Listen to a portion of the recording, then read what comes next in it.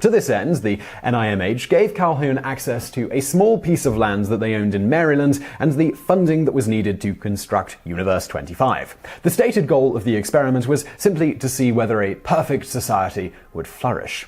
Initially, the experiment proved successful, and the mice lived in relative harmony, and within a year the population of 8 super healthy mice had swelled to a respectable 620 members. Great care was taken to ensure the mice were taken care of. Food and water was unlimited, which allowed the mice to eat or drink whenever they pleased, and there was always space and clean bedding available, so females could rear young in peace and safety.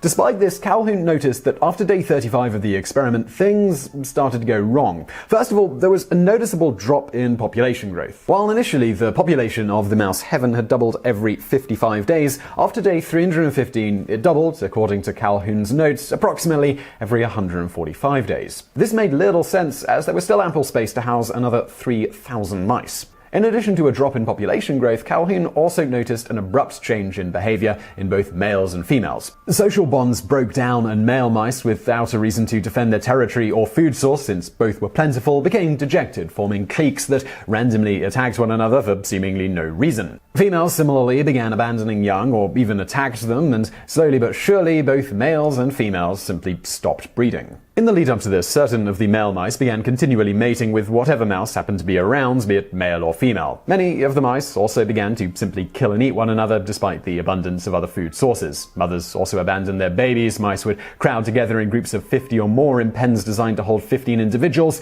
while pens with plentiful bedding sat completely empty just inches away. Most intriguing of all were a small group of males and females who withdrew themselves from mouse society altogether to live in the upper levels of the enclosure that Calhoun described as the beautiful ones. These mice did nothing but sleep, eat, and groom themselves, and this gave them noticeably smoother-looking coats, which, along with their isolation meaning no scars from attacks, led to their nickname. They seemingly lost interest in all meaningful social bonds and refused to interact or mate. The last birth in Universe 25 took place on day 600, and from that moment on, the population slowly dwindled. Even when the population rescinded to levels where the mice had previously flourished, they refused to breed or go back to their old way of interacting. A few months later, all of the mice were dead. Calhoun noted that although the population had survived for many months afterwards, it had effectively died on the 315th day, the day the social bonds broke down, stating, "Their spirit has died the first death. They are no longer capable of executing the more complex behaviors compatible with species survival. The species in such settings die."